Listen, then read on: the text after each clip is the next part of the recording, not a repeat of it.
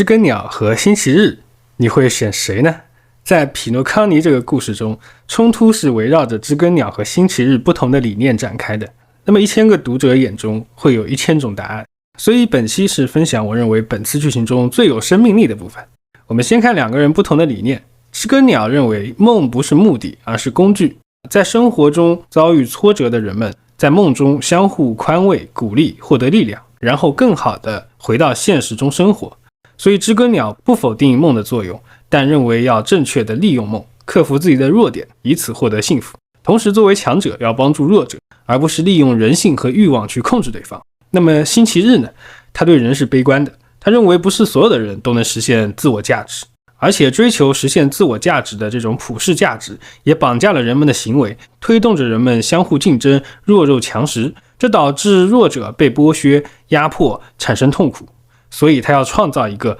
不用做苦涩的选择，不用直面弱点，教会弱者如何生活，一个人人都能满足自己愿望的梦的理想国。而且编剧为了在这里能拉拢观众，还不惜抛出了1周休7天的暴论，且在面见家主之前，一整段剧情都在铺垫星期日的理念。不管是背井离乡的皮皮西人，还是害怕孤独的女士，亦或是来到生命末尾的老人。那么在这一系列的观点辩论中，因为人性的弱点，所以我们会自发的希望一个理想世界的存在，于是我们就会更偏袒星期日。因为文字的表达存在想象空间，既然他说是完美的，所以我们就会产生一种自定义的完美想象。而当我们陷入这种想象时，星期日就不需要费力说服我们了，我们自己就会说服自己。那与此同时，主角团的一些观点反而让人觉得是苍白的，不够直击要害的，不痛不痒的。就算此时的剧情来了一段 CG， 主角团赢得了心神的一瞥，并且说出了沿着前人开拓的意志走出更远的距离这样的豪言壮语，但还是不免有一种心灵鸡汤尴尬的不行的感觉。所以在真正的结尾来临前，我其实都没有认为星期日的想法和做法有什么问题。虽然这是一个幻想的世界，是一个理想国，但我们就假设它真的实现了这种完美无缺的世界呢。但接着反转就来了，这个反转我称之为人性的实验。因为在此之前，我不觉得星期日描绘的完美梦境有什么问题嘛。但当我知道自己处在梦境以后，下意识里冒出的感觉是，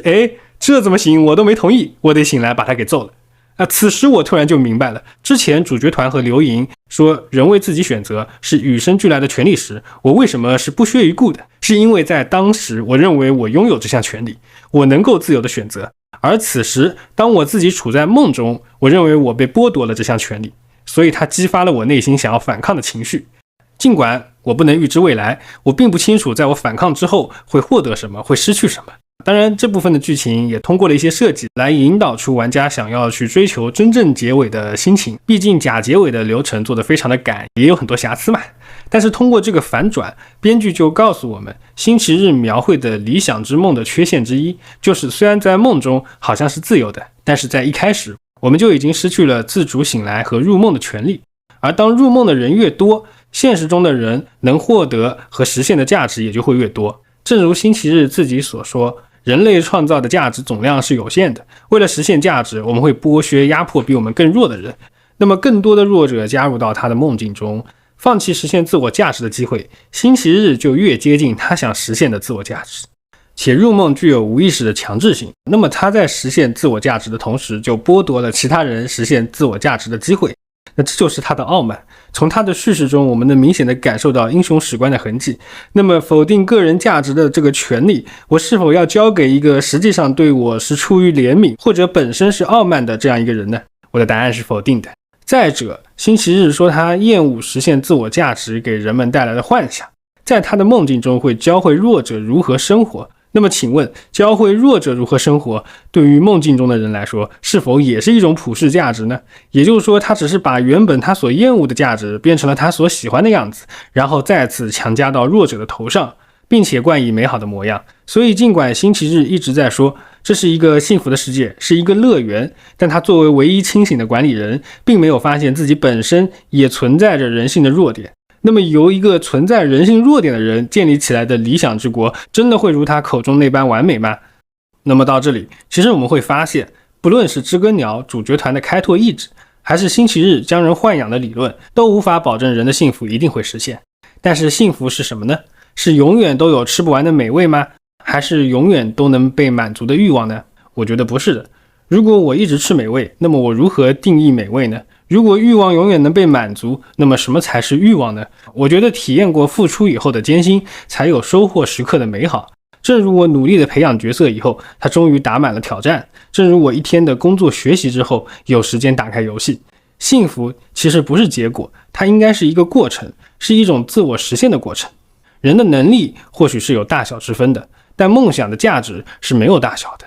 星期日说，价值的总和是有限的，但如果我们能提高生产力，以此去扩大产生的价值数量的上限，让每个人都能获得匹配自己能力的价值，这是否才是对于人的尊重，对于人能实现幸福的守护呢？所以在之前的短评中，我说匹诺康尼故事的内核是珍贵的，因为你会发现，在如今的互联网上，充斥着个人努力不如家庭背景，年轻人就应该躺平的论调，它就像星期日编织的美梦，让你觉得正确无比。但是如果你信了这些，那么它剥夺的是你仅有的让自己更进一步的权利。如果我们把这个梦的意象映射到现实中，那么它就是一切能让你忘记现实、放松娱乐的手段。我们不是要完全否决它，而是要利用它，不论是纯粹的放松精神，还是寓教于乐、予以致用，让它成为生活的助力，而不是沉溺其中。当然，诚如在开头说的，1000个读者心中有1000种答案，我们每个人对于这个问题或许都有不同的看法，